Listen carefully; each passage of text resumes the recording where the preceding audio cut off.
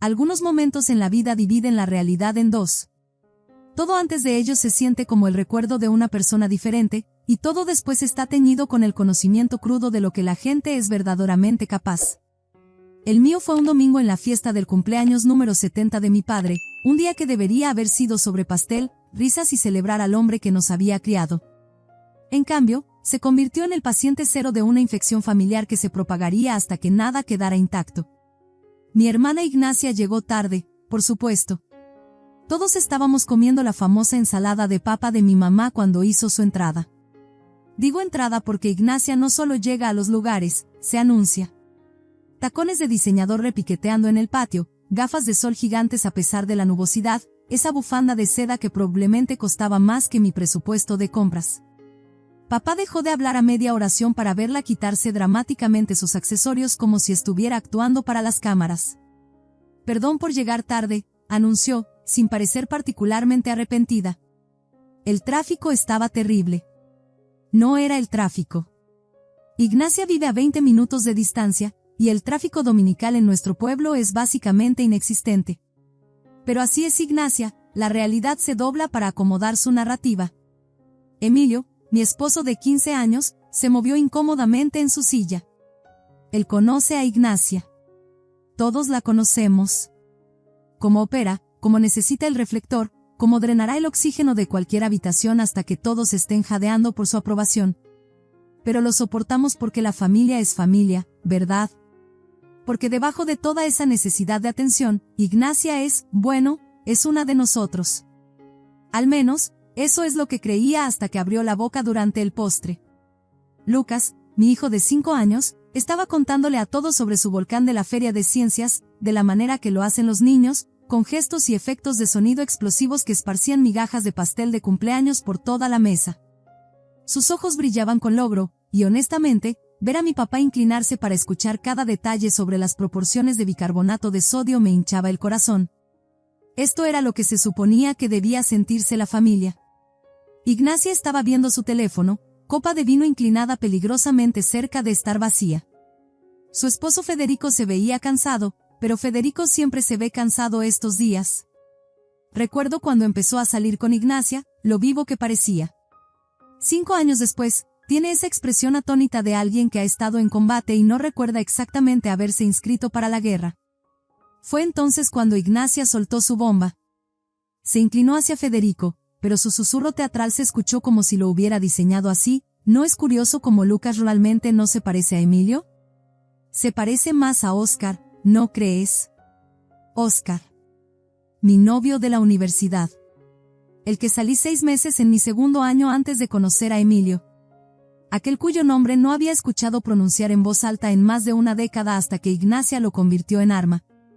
La temperatura no bajó, se desplomó. El tenedor de Emilio se pausó a mitad de camino a su boca. La risa de papá murió a media carcajada. La cara de mi mamá se puso ceniza. Pero Lucas, mi dulce y ajeno Lucas, siguió hablando sobre su volcán, creando su propio ruido de fondo para la explosión que Ignacia acababa de detonar. ¿Qué se supone que significa eso? Las palabras rasparon al salir de mi garganta. La actuación de inocencia de Ignacia merecía un Oscar.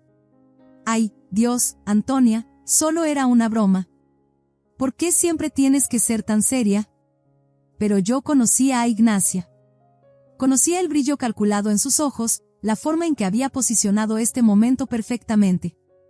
No en privado donde el daño pudiera contenerse, sino aquí, en el cumpleaños de papá, con familiares extendidos como testigos. Esto no era crueldad aleatoria. Esto era guerra biológica contra mi matrimonio. Emilio permaneció en silencio. No el silencio cómodo de un esposo seguro descartando una sugerencia ridícula. Este era el silencio de alguien archivando información, almacenándola en algún rincón oscuro de su mente donde las dudas se pudren. Podía sentir físicamente el momento en que comenzó a mirar a Lucas de manera diferente, como si nuestro hijo de repente se hubiera convertido en evidencia en un caso que no sabía que se estaba construyendo. El resto de la cena fue una pesadilla. No podía saborear mi comida. Cada vez que miraba a Emilio, parecía estar a kilómetros de distancia, perdido en pensamientos que no podía alcanzar. Ignacia, mientras tanto, mantenía su acto, riendo, charlando, absorbiendo atención como siempre hacía. Había lanzado su granada verbal y ahora se sentaba a ver la destrucción, vistiendo su atuendo favorito, inocencia fingida. Nos fuimos temprano, apenas diciendo adiós a papá. Me sentí terrible abandonándolo en su propia fiesta, pero quedarme otro minuto en presencia de Ignacia me habría enfermado físicamente. El viaje a casa fue una tortura, silencio completo excepto por la radio reproduciendo alguna canción pop alegre que se sentía como papel de lija en mis nervios crudos. Una vez que los niños estuvieron en la cama, confronté a Emilio, ¿le crees? Su pausa fue respuesta suficiente, pero cuando finalmente habló, fue peor que el silencio. Confío en ti, pero, ¿por qué no simplemente hacer una prueba de paternidad? Si todo es mentira, comprobará que ella está equivocada. Lo miré fijamente, algo fundamental cambiando en mi pecho. ¿Quieres que compruebe algo que no es verdad? ¿Quieres que legitime su insinuación repugnante actuando para ella? Solo creo que pondría esto en descanso, dijo, evitando mis ojos. El hecho de que pienses que esto necesita ponerse en descanso, me dice todo lo que necesito saber. Nos fuimos a la cama sin resolución, el espacio entre nosotros sintiéndose vasto. Me mantuve despierta durante horas, reviviendo cada momento, cada palabra, pensando en cómo Ignacia podía destruir mi matrimonio con un solo comentario. Y más perturbador, cómo ese comentario había encontrado terreno fértil en la mente de mi esposo para echar raíces. La mañana siguiente no trajo alivio. Emilio se movía por nuestra casa como un fantasma, presente pero no realmente ahí. Realizaba la paternidad, haciendo panqueques, ayudando a Lucas con sus zapatos, pero lo atrapé estudiando las características de nuestro hijo como si lo viera por primera vez. Era suficientemente sutil para que los niños no lo notaran, pero desgarrador para mí presenciar.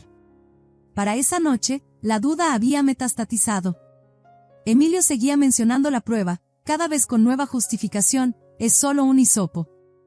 Podemos hacerlo en casa. Piénsalo como cerrar su futura munición. Sé que es estúpido, pero me daría tranquilidad mental. Tranquilidad mental. Esa frase me perseguía. Mi esposo necesitaba confirmación del laboratorio de que no lo había traicionado, de que nuestro hijo realmente era suyo. 15 años de confianza, reducidos a necesitar validación científica.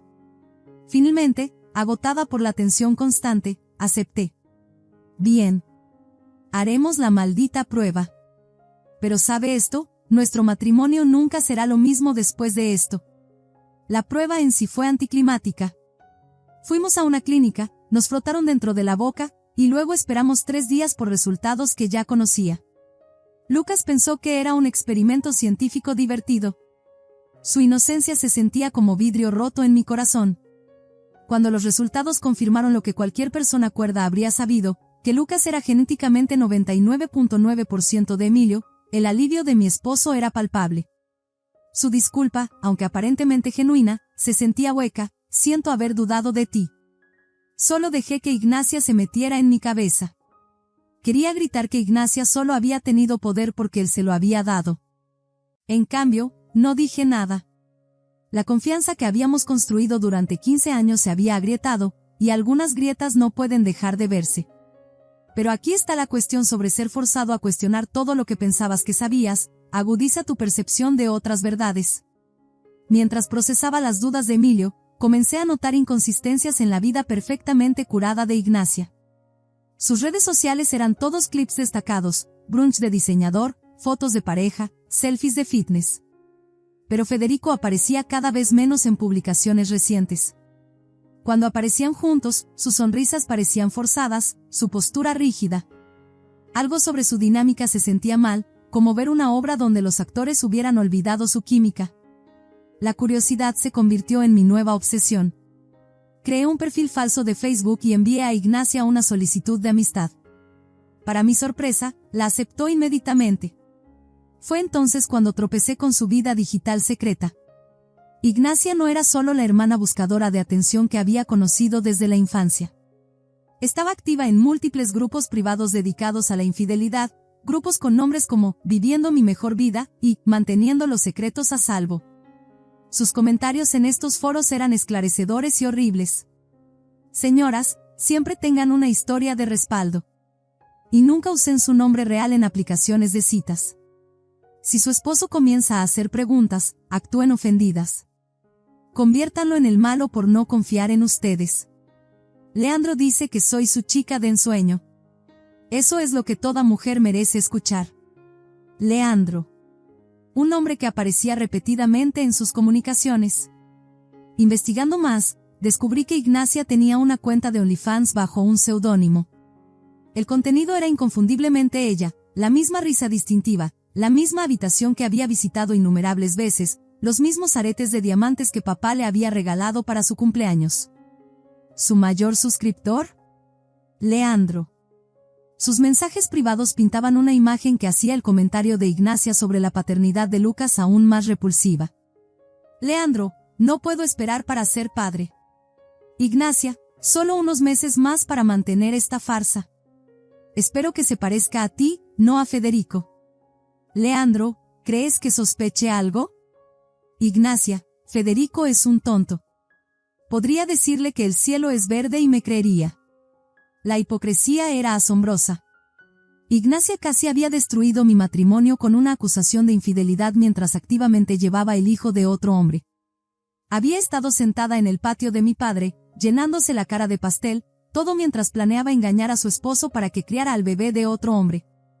Cuando anunció públicamente su embarazo, la disonancia cognitiva era nauseabunda. Foto tras foto de ella y Federico, pies de fotos sobre su bebé milagro, comentarios de la familia celebrando su alegría. Mi madre incluso llamó para decir lo feliz que estaba de que Ignacia finalmente hubiera encontrado la felicidad. Ignacia parece diferente últimamente, observó mamá. Más centrada. Tal vez la maternidad sea buena para ella. Si tan solo supiera. Las semanas pasaron a rastras. Las publicaciones de embarazo de Ignacia se multiplicaron, cada una un recordatorio fresco de su engaño. Mientras tanto, mi matrimonio con Emilio permanecía en un estado de reconstrucción cuidadosa. Fuimos a terapia, pero los ejercicios del terapeuta se sentían como poner benditas en un hueso roto. La confianza, estaba aprendiendo, no podía restaurarse a través de técnicas de comunicación y noches de cita. Luego vino el anuncio, Ignacia estaba haciendo una fiesta de revelación de género. Mi madre, siempre la diplomática, llamó para asegurarse de que asistiría. Es importante que apoyemos a Ignacia durante este tiempo. La familia se mantiene unida. Quería reír. O gritar. En cambio, acepté ir.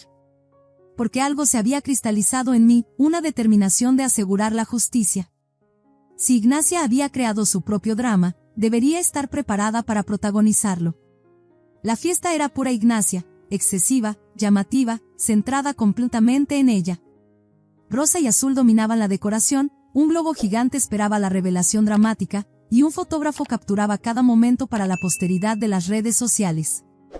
Ignacia brillaba, no solo con hormonas del embarazo sino con satisfacción presuntuosa. Había vendido exitosamente a todos su narrativa de vida perfecta. Federico estaba a su lado como un accesorio, actuando el papel de padre emocionado mientras parecía cargar el peso del mundo. Me preguntaba si alguna parte de él percibía la verdad, si su subconsciente estaba enviando señales de advertencia que no podía descifrar del todo. La revelación salió según lo planeado, confeti rosa, gritos de deleite, discusiones inmediatas sobre temas de princesa y nombres de bebé. Ignacia se deleitaba en la atención, aceptando felicitaciones con gracia practicada. Incluso yo me encontré aplaudiendo mecánicamente, siguiendo la farsa. Pero mientras la multitud se mezclaba y la conversación fluía, vi mi momento. Ignacia estaba con un grupo de primas, deleitándolas con historias de embarazo, cuando me acerqué con tiempo calculado. Entonces, Ignacia, dije, la voz llevándose a través del patio repentinamente silencioso, ¿ya le has dicho a Federico sobre Leandro? La reacción fue instantánea. La copa de champán de Ignacia se congeló a medio camino de sus labios. La cabeza de Federico se volvió hacia nosotras. La conversación alrededor murió como si alguien hubiera apagado un interruptor. En ese momento de silencio, pude escuchar mi propio latido del corazón, pude ver el segundo exacto en que la máscara de Ignacia resbaló y su miedo real se mostró. ¿Qué demonios se supone que significa eso? La voz de Federico cortó el aire, aguda con confusión y los primeros indicios de terror. Saqué mi teléfono, capturas de pantalla listas. Tal vez Ignacia debería decirte. O puedo mostrarte los mensajes entre ella y Leandro. La cuenta de OnlyFans. Los grupos de Facebook donde presume de mantener secretos de su esposo, tonto. La complexión de Ignacia se había vuelto gris. Sin otra palabra, le entregué mi teléfono a Federico. Mientras leía la evidencia, mensajes, fotos, miniaturas de video, su cara se transformó, confusión e incredulidad a realización aplastante. Ignacia. Su voz era apenas reconocible. ¿El bebé siquiera es mío? La pregunta flotó en el aire como una presencia física. Ignacia abrió y cerró la boca varias veces antes de intentar una respuesta. Por supuesto que es tuyo. Nunca lo haría. Entonces te harás una prueba de paternidad. No era una pregunta. La misma prueba que tan ansiosamente sugeriste que se hiciera mi esposa. La ironía no pasó desapercibida para nadie. Ignacia, quien había convertido tan casualmente la duda en arma contra mi matrimonio, ahora se encontraba atrapada por esa misma arma. Miró alrededor de la fiesta como buscando una ruta de escape, pero encontró solo caras impactadas, familiares procesando que su chica dorada podría estar hecha de oro falso. No tengo que probarte nada, finalmente escupió, veneno reemplazando su azúcar habitual. La risa de Federico fue amarga y quebrada. No, no tienes que hacerlo. Y yo no tengo que quedarme casado contigo. Me devolvió mi teléfono a la mano y se fue sin otra palabra, la puerta de malla golpeándose detrás de él como un signo de exclamación. La fiesta se disolvió rápidamente después de eso. Los invitados hicieron salidas incómodas, murmurando excusas vagas sobre niñeras y madrugadas. Ignacia se desplomó en una silla, por una vez despojada de su actuación. Mi madre rondaba con incertidumbre, su cara atrapada entre decepción e instinto maternal. Me sentía vacía. No triunfante como había imaginado, no vengativa, solo profundamente triste. Ver la vida cuidadosamente construida de Ignacia implosionar no era satisfactorio, era devastador de una manera que me hizo cuestionar mi propio papel en esta tragedia familiar.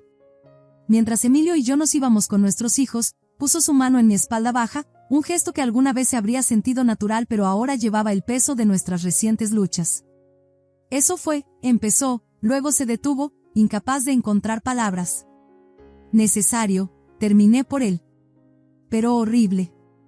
Las secuelas se desarrollaron durante los meses siguientes como un accidente automovilístico en cámara lenta. Federico solicitó el divorcio inmediatamente, a pesar de los intentos desesperados de reconciliación de Ignacia. Ella aún se negó a la prueba de paternidad, lo que solo confirmó las sospechas de todos. Cuando nació el bebé, mi madre llamó con las noticias que había esperado, no se parece a Federico. Ni un poco. Ignacia intentó hilar una nueva narrativa, afirmando que había sido incriminada, que yo había fabricado las pruebas por celos. Pero la verdad tiene una forma de surgir, especialmente cuando múltiples fuentes la confirman. Los familiares que alguna vez excusaban el comportamiento de Ignacia ahora la veían con escepticismo cauteloso. Nuestro padre, devastado por la revelación, se retrajo más en sí mismo. Lo más triste era ver cómo las mentiras de Ignacia desenredaban no solo su propia vida sino el tejido de toda nuestra familia. El matrimonio de mis padres se tensó bajo el peso de recriminaciones, mamá se culpaba por habilitar a Ignacia, papá se culpaba por no ver las señales. Las reuniones familiares se convirtieron en asuntos tensos donde la ausencia de Ignacia pesaba más que su presencia jamás lo había hecho. Mi propio matrimonio entró en una fase que describiría como reconstrucción cuidadosa. La prueba de paternidad había proporcionado pruebas, pero la confianza no puede validarse científicamente. Trabajamos con nuestro terapeuta para abordar no solo el impacto de Ignacia sino las vulnerabilidades subyacentes en nuestra relación que habían permitido que sus palabras hirieran tan profundamente. Emilio finalmente admitió que había estado cargando inseguridades sobre nuestra relación perfecta, temores de que yo me hubiera conformado con estabilidad sobre pasión, que el parecido de Lucas con mi ex, puramente coincidental, como la prueba demostró, había desencadenado ansiedades más profundas sobre su propio valor como esposo y padre. Sé que es irracional, dijo durante una de nuestras sesiones. Pero el comentario de Ignacia tocó esta voz que siempre se ha preguntado si merezco esta vida. Su honestidad rompió algo dentro de mí, tanto dolor por sus dudas ocultas como alivio de finalmente entender las raíces de su susceptibilidad al veneno de Ignacia. Lentamente, dolorosamente, reconstruimos. Pero aprendí que las cosas reconstruidas llevan las marcas de su ruptura. Nuestro matrimonio no es lo que era, pero tal vez eso no es completamente negativo. Somos más honestos ahora, más conscientes de las vulnerabilidades, más intencionales sobre la protección contra amenazas externas. En cuanto a Ignacia, desapareció de nuestras vidas gradualmente. Sin salida grandiosa o confrontación dramática, solo un desvanecimiento lento hasta que su presencia se convirtió en un recuerdo. A veces me encuentro preguntándome sobre sus pensamientos finales antes de atacar mi matrimonio. ¿Calculó las posibles consecuencias, o estaba tan consumida por su propio caos que el daño colateral nunca se registró? El bebé, mi sobrina a quien nunca he conocido, a veces persigue mis pensamientos. Una inocente atrapada en el fuego cruzado de fracasos adultos. Espero que algún día no sea definida por las circunstancias de su concepción, que encuentre paz a pesar de heredar un legado de mentiras. La vida siguió adelante, como siempre lo hace. Lucas creció más alto, hizo preguntas más difíciles, ocasionalmente se preguntaba sobre la ausencia de la tía Ignacia sin entender la historia completa. Respondimos con versiones apropiadas para su edad de, a veces los adultos cometen grandes errores. La verdad es que todos en nuestra familia tuvimos que enfrentar su papel en este drama. Mis padres cuestionaron si su tratamiento diferente de sus hijas había contribuido a la necesidad de atención de Ignacia. Examiné si mi propio perfeccionismo había jugado un papel en su resentimiento. Emilio trabajó a través de problemas de confianza que precedían la interferencia de Ignacia pero que habían sido exacerbados por ella. Lo que Ignacia no pudo haber anticipado era que su intento de destruir mi matrimonio finalmente lo fortalecería, no inmediatamente, no fácilmente, sino a través del doloroso proceso de enfrentar nuestras vulnerabilidades y elegir crecer más allá de ellas. Años después, puedo mirar hacia atrás a esa fiesta de cumpleaños no como el comienzo de la desenredadura de nuestra familia sino como el momento en que las verdades ocultas exigían reconocimiento. La venganza de Ignacia reveló no solo su propia oscuridad sino las sombras en todos nosotros, nuestra capacidad de duda, nuestra vulnerabilidad a la manipulación, nuestro potencial tanto para la crueldad como para el crecimiento. La ironía no se me escapa, Ignacia se propuso exponer supuesta infidelidad en mi matrimonio y terminó exponiendo la suya. Pretendió plantar semillas de duda y en cambio cultivó un jardín de verdad que floreció de maneras que ninguno de nosotros esperaba. Mi padre falleció 2 años después de esa fatídica fiesta de cumpleaños. Ignacia no asistió al funeral. En sus últimos días, habló sobre arrepentimientos, no ver las luchas de Ignacia antes, permitir comportamientos que debería haber confrontado. Pero también sobre gratitud por los familiares que permanecieron, quienes eligieron la verdad sobre la conveniencia, la sanación sobre el daño. Hoy, mientras veo a Lucas y Eva jugar en el patio donde Ignacia alguna vez detonó su bomba de verdad, pienso en las lecciones incrustadas en la historia de nuestra familia. Como la venganza finalmente victimiza a su perpetrador. Como la verdad, por dolorosa que sea su emergencia, ofrece el único camino hacia la sanación genuina. Como las conexiones familiares pueden sobrevivir rupturas masivas si hay voluntad de enfrentar la realidad y elegir el crecimiento. La silla vacía de Ignacia en las reuniones familiares se erige como una pérdida y una lección. A veces las personas más corrosivas en nuestras vidas fuerzan los reajustes más esenciales. Su ausencia ha creado espacio para conversaciones más honestas, conexiones más profundas y el reconocimiento de que el amor sin verdad es solo actuación. He aprendido que las familias son ecosistemas, no solo colecciones de individuos. Ignacia era como una especie invasiva, hermosa a su manera pero finalmente destructiva para el equilibrio general. Su remoción fue dolorosa pero necesaria para la salud de nuestro sistema familiar. Y a veces, tarde en la noche, me pregunto si Ignacia aprendió algo de su catástrofe autocreada. Si la maternidad la forzó a finalmente enfrentar el espejo que había evitado durante tanto tiempo. Si encontró paz en el aislamiento que había fabricado. O si simplemente pasó a nuevos escenarios con nuevas audiencias, dejando nuestra familia como un teatro viejo que ya no se adaptaba a su necesidad de drama. La verdad es que probablemente nunca lo sabré. Y tal vez eso está bien. La historia de Ignacia se convirtió en un catalizador para la evolución de mi familia, de una construida sobre armonía superficial a una basada en verdad auténtica. El precio de su venganza fue alto para todos los involucrados, pero las lecciones aprendidas fueron invaluables. Si hay sabiduría que extraer de esta saga familiar, es que las mentiras más destructivas son las que nos decimos a nosotros mismos sobre quiénes somos y quiénes son los demás. Ignacia se convenció de que derribar a otros la elevaría. Yo brevemente me convencí de que la venganza traería justicia. Emilio se convenció de que la duda era protección. Todos estábamos equivocados. Pero al estar equivocados juntos, al enfrentar esos errores honestamente, encontramos un tipo diferente de familia, una construida no sobre el mito de la perfección sino sobre la realidad de la resistencia. La venganza de Ignacia nos rompió, pero también nos abrió, permitiendo que la luz entrara en espacios que habían estado sombreados por miedos no hablados y resentimientos no reconocidos. Hoy, nuestra familia es más pequeña pero más fuerte. Las cicatrices permanecen, pero se han convertido en parte de nuestra historia, no definiéndonos sino recordándonos lo que hemos sobrevivido y quienes elegimos ser.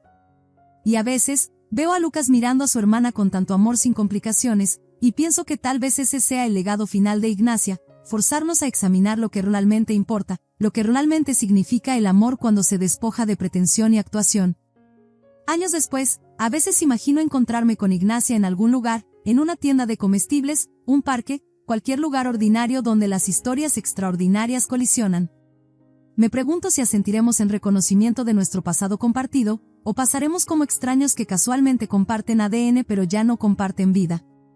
Me pregunto si se disculparía, si aceptaría, si alguna palabra podría tender un puente sobre el abismo que sus elecciones tallaron. Pero sobre todo, estoy agradecida por la lección que su venganza nos enseñó, que la verdad, por dolorosa que sea, es la única base suficientemente fuerte para soportar el amor real. Que las familias pueden sobrevivir cambios sísmicos si están dispuestas a hacer el trabajo de reconciliación real. Que a veces el crecimiento más profundo viene de nuestras heridas más profundas. Ignacia intentó envenenar mi matrimonio con una mentira sobre la paternidad de mi hijo. Al hacerlo, reveló una mayor verdad sobre la fragilidad y fortaleza de los lazos familiares. Pensó que estaba infligiendo una herida, no se dio cuenta de que estaba realizando una cirugía, eliminando algo tóxico que eventualmente nos habría destruido de todos modos. Vivo con la complejidad de todo esto, la ira por lo que intentó hacer, la tristeza por lo que perdió, la esperanza de que de alguna manera su hija escape del ciclo de engaño que definió gran parte de la vida de Ignacia. Y sobre todo, gratitud de que la venganza, cuando se encuentra con la verdad, a veces puede llevar no a la destrucción sino al tipo más difícil y necesario de sanación. Si esta historia resuena contigo, dale un pulgar arriba para que otros también puedan encontrarla, y no olvides comentar y suscribirte para más historias sobre las formas inesperadas en que las familias crecen a través de sus momentos más difíciles. A veces los mayores actos de crueldad nos obligan a descubrir las verdades más profundas sobre el amor, el perdón y lo que realmente significa ser familia.